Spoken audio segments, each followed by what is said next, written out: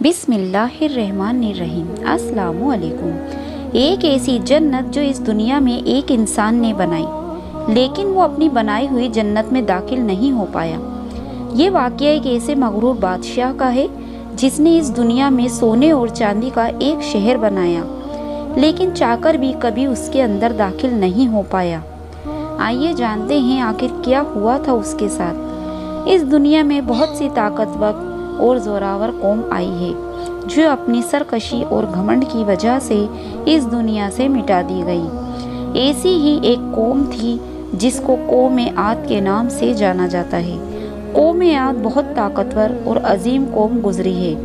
ان کی طرف اللہ پاک نے اپنے پیارے نبی حضرت ہود علیہ السلام کو بھیجا تھا، لیکن قوم عاد نے ان کا انکار کیا اور اس قوم پر اللہ کا دردناک عذاب نازل ہوا۔ ہمیں یاد ہے ارم نام کی ایک بستی میں رہنے والے تھے، اسی لیے انہیں عاد ارم بھی کہا جاتا تھا۔ یہ علاقہ اردن کے پاس نبا میں آباد تھا۔ یہ لوگ بہت ہی لمبے اور مضبوط ہوا کرتے تھے۔ ان لوگوں نے اپنی طاقت اور قوت کے بل سے پورے یمن پر قبضہ حاصل کر لیا تھا۔ ان لوگوں پر کئی بادشاہوں نے حکومت کی، مگر دو بادشاہ ایسے آئے جن کی حکومت بہت بڑی اور زبردست تھی۔ ان میں سے ایک کا نام شدید اور دوسرے کا نام شداد تھا۔ یہ ایک دوسرے کے بھائی تھے اور ان لوگوں نے اپنے زمانے میں بے شمار لشکر اور خزانے جمع کیے تھے۔ یہ دونوں بھائی ارم بن سام بن کی اولاد میں سے تھے۔ ان کی حکومت عمان، یمن، اردن اور شمالی عرب کے علاقوں پر تھی۔ جب شدید کی موت ہو گئی تو پوری حکومت شداد کو مل گئی۔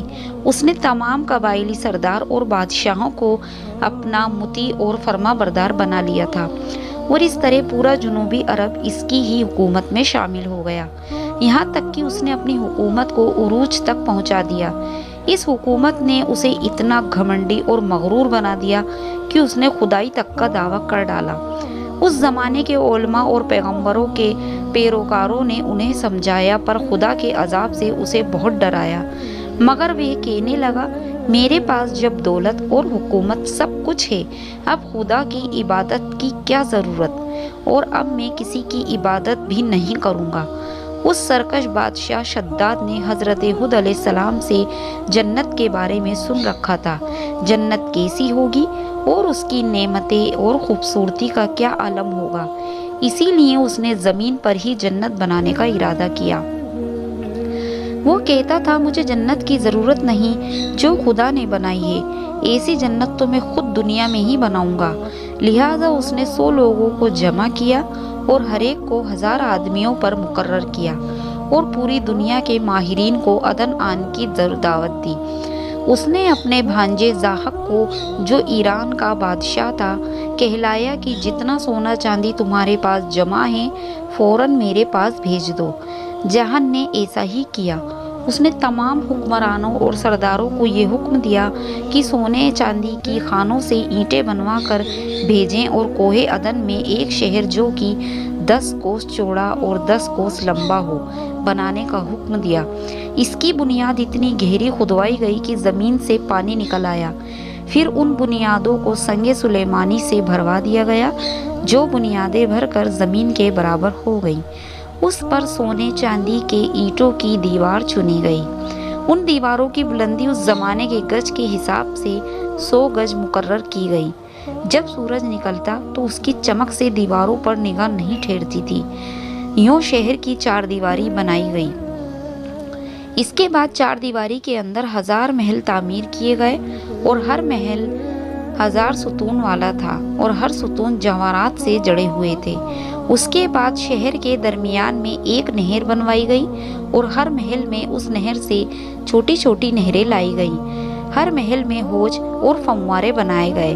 ان نہروں کی دیواروں اور فرش یاقوت، مرجان اور نیلم سے سجا دی گئیں۔ نہروں کے کناروں پر ایسے درخت بنائے گئے جن کی جڑیں سونے کی شاخیں اور پتے جمرات کے تھے۔ ان کے پھل موتی، یاقوت اور دوسرے جواہرات سے بنا کر ان پر ٹانگ دیے گئے۔ شہر کی دکانوں اور دیواروں کو مشک، زعفران اور عنبر سے تیار کیا گیا۔ یاقوت کے خوبصورت پرندے چاندی کی اینٹوں پر بنوائے گئے۔ جن پر پہرے دار اپنی باری پر آ کر پہرے کے لیے بیٹھتے تھے۔ جب یہ تعمیر مکمل ہوئی تو حکم دیا گیا کہ سارے شہر میں ریشم کے قالین بچھا دیے جائیں۔ پھر نہروں میں سے کسی کے اندر میٹھا پانی، کسی میں شراب، کسی میں دودھ اور کسی میں شہد شربت جاری کیے گئے۔ دوستو، روایتوں میں آتا ہے کہ اس جنت کو بنانے میں 300 سال لگے اور شداد کی عمر 900 سال کے قریب تھی۔ اس شہر کے پورے ہونے کے بعد وہ اپنے لاؤ لشکر کے ساتھ بہت ہی تکبر والے انداز میں شہر کی طرف روانہ ہوا۔ جب وہ شہر کے قریب پہنچا تو تمام شہر وہاں اس کا استقبال کرنے کے لیے شہر کے دروازے کے باہر آ گئے اور اس پر ہیرے جواہرات نوچھاور کرنے لگے۔ ابھی اس نے گھوڑے کی رکاب سے پاؤں نکال کر دروازے کی چوکھٹ پر رکھا ہی تھا کہ اس نے ایک اجنبی شخص کو اپنے قریب کھڑا ہوا دیکھا۔ اس نے پوچھا، تو کون ہے؟ اس شخص نے کہا، میں ملک الموت ہوں۔ شداد نے پوچھا، تم کیوں آئے ہو؟ اس پر ملک الموت نے کہا، تیری جان نکالنے۔